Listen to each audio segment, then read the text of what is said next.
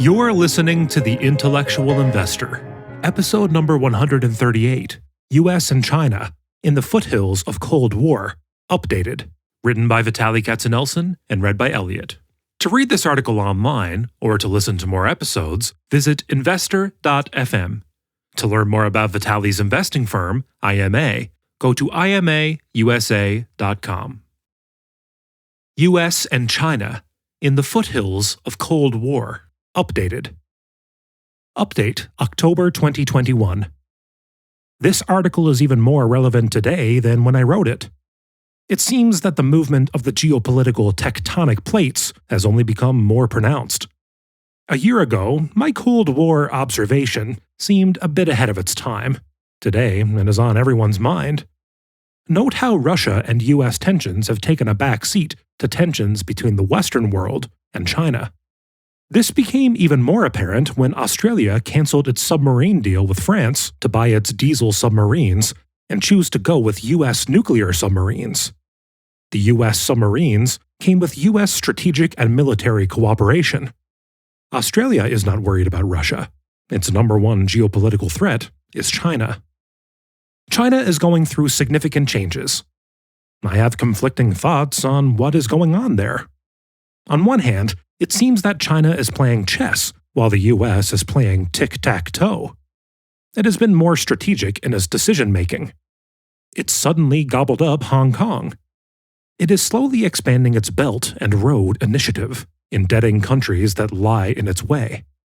China has slowly but surely become a drug dealer where the rest of the world, including corporate America, has gotten hooked on its crack. Data point. Witness American actor John Cena apologizing, at a link in the show notes, in Chinese, for calling Taiwan a country. China is becoming more dominant and authoritarian every day. On the other hand, the Chinese economy is suffering significant decay.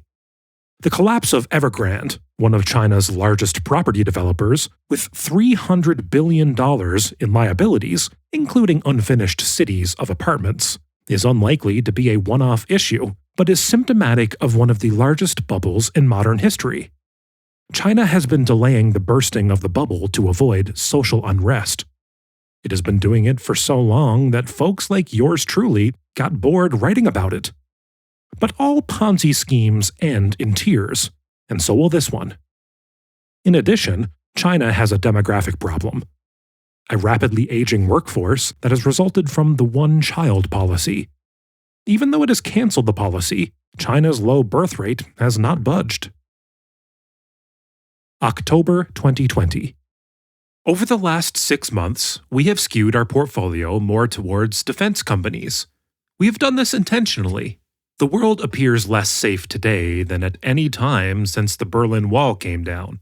After 9/11, the world was united to fight terrorists. Even Russia, our Cold War foe, reached out to help the US fight the terrorists who attacked us. Fast forward 2 decades. We live in a drastically different world. The resurgence of nationalism had started to create cracks in attitudes about global trade, especially in the US, before the pandemic. The pandemic has just widened those cracks as it exposed fragilities in global just-in-time supply chains and unearthed a helpless feeling of discomfort when we realize that we rely on the kindness of strangers to manufacture such simple items as face masks. Bringing manufacturing back to the US, or at least diversifying it away from China, is now about a lot more than jobs. It is an issue of national security. Globalization led to shared interests. Localization leads to an us versus them mentality. China's economic ascent, though based on a shaky foundation of debt and the biggest real estate bubble the world has ever seen, nevertheless presents a fresh challenge to US global dominance. That ascent has continued much longer than any rational person could have imagined. That is what you can get when you have an authoritarian regime controlling the economy with the ability to borrow in its own currency. At some point, this will not end well, but that is a topic for another time. Graham Allison, American political scientist, wrote the book Destined for War: Can America and China Escape Thucydides' Trap? Thucydides was a Greek general and historian who chronicled the Peloponnesian War in 400 BC. He wrote, "It was the rise of Athens and the fear that this instilled in Sparta that made war inevitable." Allison draws a parallel between the rise of Chinese global power and the rise of Athens that Sparta perceived as a threat to its power, leading to war. The Thucydides trap leads to conflict because of a changing in the status quo. There is an established, dominant nation confronted by a new contender to its dominance.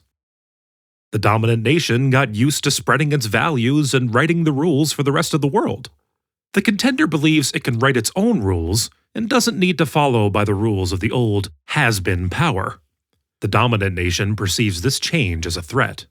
Any gain in strength of the contender nation is at the expense of the dominant nation.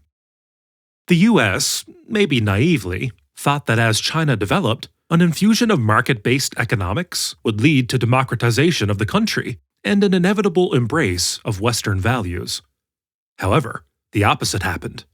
It led to a stronger China, which doubled down on authoritarianism. China has 5 times the population of the United States, and today is the largest economy in the world, measured by purchasing power parity, adjusted by cost of living. Allison chronicled 16 situations that involved Thucydides' traps. 12 spilled over into war. In the past, it required far more imagination to see the conflict between the US and China turning into war. However, today we find ourselves already in the middle of a technological Cold War with China. And it is a war, not a friendly competition of tech companies battling for market share. It is a zero-sum game, us versus them, where governments are putting a lot more than their thumbs on the scale of competition. They are removing the scale completely. They are doing whatever they deem is in their nation's best interest. Robert Spalding, retired U.S. Air Force Brigadier General, served as U.S. Defense Attaché to China, and is the author of Stealth War: How China Took Over While America's Elite Slept. He says, "What oil is for Saudi Arabia, data is to China. The Chinese government uses data to exert control over its citizens, and may use it to impact other nations. The U.S. perceives it as an existential threat. Cloud computing, 5G, and the amassing of data through the deployment of these technologies is at the core of this fight." Let's zero in on 5G for a minute. The transition from 4th generation, 4G, wireless, to 5th generation, 5G, is about a lot more than just the ability to download Netflix movies in seconds rather than minutes. 5G is a transformational technology that in the coming years may turn our global society into either a utopian or a dystopian sci-fi movie. 5G uses much wider wireless spectrum, drains a fraction of the battery power, and has lower latency. The combination of these factors will result in 100, if not 1,000-fold increase in internet-connected devices. Streetlights, trash cans, cars, cameras, cows, all will be connected through the wireless grid. Here is one example from 2020 that popped up as I was writing this. Amazon has announced that you'll be able to pay for goods at its Amazon Go stores by scanning your hand. In other words, you'll no longer need your smartphone. Your personal data will change its main residence from the personal comfort zone of your smartphone to the cloud. We are a few years away from it, but the amount of data created by the 5G network will increase exponentially. It will transform the Internet of smartphones to the Internet of Things, where smartphones are just a fraction of those things. And the potential for abuse of this power to monitor and control people will grow exponentially too. We know that China is already the world leader in the anti-democratic applications of technology. The US underestimated China for a long time, but no more. So, back to the tech Cold War. The US fired the first shot when it went after one of the most important technology companies in China, Huawei, one of the largest contributors of technology to 5G. At the US's request, the Canadian government arrested the company's CFO, daughter of the founder, in Vancouver, and she is potentially facing 30 years in prison for selling equipment to Iran. You don't have to be a disgruntled cynic to see that the Iran sanction violation was used as an excuse here. Then the US put restrictions on the US companies providing chips and chip-making equipment, to Chinese tech companies. This action alone is like shutting off the oxygen to the Chinese tech economy, and thus the Chinese economy as a whole. China will not sit by idly. It will retaliate. In the meantime, this was another reminder to China that it cannot rely on the continuity of American technology, so it is going to be spending as much as it needs to become self-sufficient in semiconductors and software. In 2014, China announced its own version of the Manhattan Project. It allocated $200 billion to achieve parity with the US in semiconductors. Actually, the cost of the Manhattan Project in today's dollars was about $20 billion. I used to think that it would be impossible for China to catch up in semiconductors, no matter how much money it had to lose, because it doesn't have the know-how that the global leaders, Samsung, Intel, Nvidia, Qualcomm, Micron, have accumulated over the decades of research. I am no longer sure that is true, especially after we cut off the supply of chips to Huawei. Today, China looks at this issue as an existential threat, and therefore, as a powerful but wounded animal, it will do whatever it must to survive. This is war. China never valued the intellectual property of others. It will steal intellectual property from other chip companies to catch up. Here's one example. Chinese engineers, plural, were found guilty of stealing secrets from Micron.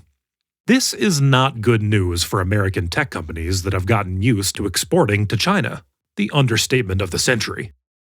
Just as the Cold War of the 20th century had two gravitational poles, with satellite countries revolving around each pole, we'll likely see US, Western Europe, Japan, and China gravitational technological poles. The UK has already followed the US's lead and banned Huawei equipment from its communications network. This is not the behavior of friends. Henry Kissinger said that, "We are in the foothills of a Cold War. We are on the trajectory that, if left unchanged, could lead to greater conflict." The US government closed the Chinese consulate in Houston, claiming China had violated the Espionage Act. China retaliated by closing the US consulate in Chengdu. Then there is the TikTok fiasco, which is still unraveling. The US government fears TikTok's unchecked presence in the US, the data it may collect about US consumers, and what it will do with it. This is understandable. However, the way the US has dealt with the issue will be perceived as unconscionable by both China and, more importantly, the rest of the world. The US government gave an ultimatum to TikTok to get out of the US or be sold to a US-based company. But then, President Trump demanded that whoever buys TikTok must pay the US government key money, a commission.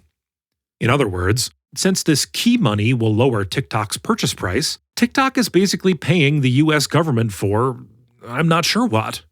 This is extortion. Mobsters do this, not the US government. Actually, other countries, including China, do this. Apparently, it is done in commercial real estate as well. But we are the shining beacon of democracy. We are the United States of America. We should be doing the opposite. We should make sure that this sale process is fair and above board. Anyway, our treatment of TikTok will only escalate the US-China conflict. We just lowered the bar, which was already incredibly low. Be less outraged when China does something similar to a US company, Apple or Qualcomm. Being a global technology company and doing business in China will come with a new set of risks. It is hard to imagine a hot war between two nuclear nations. But though the US and Soviet Cold War did not result in direct confrontations, there was plenty of fighting through proxies. Vietnam and Afghanistan immediately come to mind. From today's perspective, it is difficult to see the US and China relationship getting better. US and Chinese interests are becoming less aligned, and from today's perch, nothing short of an alien invasion seems likely to align them. I'm not sure if the occupant of the White House will really make a difference at this point. She may avoid escalation or increase it.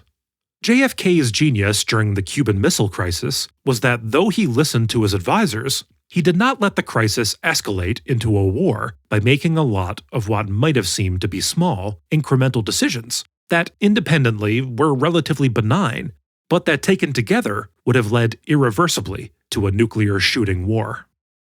There's an interesting dichotomy between the hawkishness of what I wrote above and the fact that China and the US are still deeply integrated. This buys us time for the relationship to improve. Here is an unpleasant but accurate analogy. The US-China relationship is like a very bitter marriage with a lot of young children. The parties are skirmishing, but they are waiting for the kids to get out of the house before they go to war with each other. But the divorce will come, and both sides are preparing for it. The kids going off to college moment for the US and China will have to mean economic independence from each other. While China is beefing up its semiconductor industry, the US is noodling on how to bring factories back to the US. President Trump recently signed an executive order making it a strategic priority for the US to mine rare earth minerals. Despite their somewhat deceptive name, these not-so-rare minerals are crucial to the production of electronics. Today, however, 80% of them are imported from China. Rare earth minerals are another kid that has to go to college before the parents split up. This brings us to defense stocks. They are the lawyers in our divorce analogy. They will be the primary beneficiary of any divorce, and the greater the tension between the couple, the more money they make. The US spends $750 billion a year on defense. China is a not-so-distant second at $250 billion. Its defense spending almost doubled over the last 10 years and is unlikely to slow down anytime soon. It is difficult for us to see defense spending declining. It will likely continue to march higher. When you look at US defense spending data over the last 70 years, despite the public perception that Republicans love defense and Democrats, well, not so much, defense spending has actually been quite apolitical. The external environment, that is self-preservation, has determined our spending on defense. The US and Europe are likely going to continue to beef up their spending, preparing not for the war that may come tomorrow, but the one decades into the future. Also, irrespective of who wins November's election, the European allies will likely feel that they need to be more self-reliant on defending themselves. They'll be likely increasing their defense spending no matter what their underlying economy is doing. Our portfolio of defense stocks. We have assembled a global, US and European, basket of defense stocks.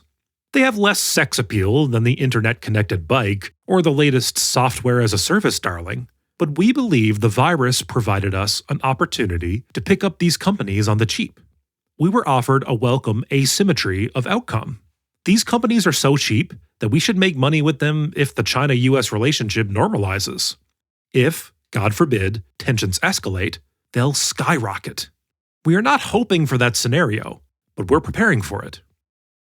Some of their stock charts look like these companies are about to have a date with their maker. Don't believe those charts. They are a perfect example of how the virus has inconvenienced businesses, but not really changed them. These companies make stuff, be it fighter planes, submarines, aircraft carriers, or tanks. Social distancing does not remove the demand for their products, but makes producing them temporarily harder. These companies needed to adjust. They did. They went to multiple production shifts. Their efficiency temporarily decreased. Their contracts with their respective governments are usually structured as percent of completion. They finish 20% of the submarine, and the government sends them a check for 20% of the agreed price. We are oversimplifying, but you get the point. These milestones got pushed up by the virus a few quarters into the future. The companies will incur some extra short-term costs, but their long-term fundamentals are not impacted by the virus. Also, the virus does not make their business path-dependent. They are still very profitable and cash flow generative businesses that can honor all of their obligations from their cash flows. Defense companies have another thing in common. They are terrific businesses. They are either monopolies or operate in a cozy competitive oligopolistic environment. For instance, in the US, Huntington Ingalls and General Dynamics make submarines. Each has 50% market share. Barriers to entry and switching costs are enormous. They are further complicated by security clearance required for their employees, which are extremely difficult to obtain. The market today is going bananas for subscription as a service businesses. Well, these are truly subscription as a service businesses.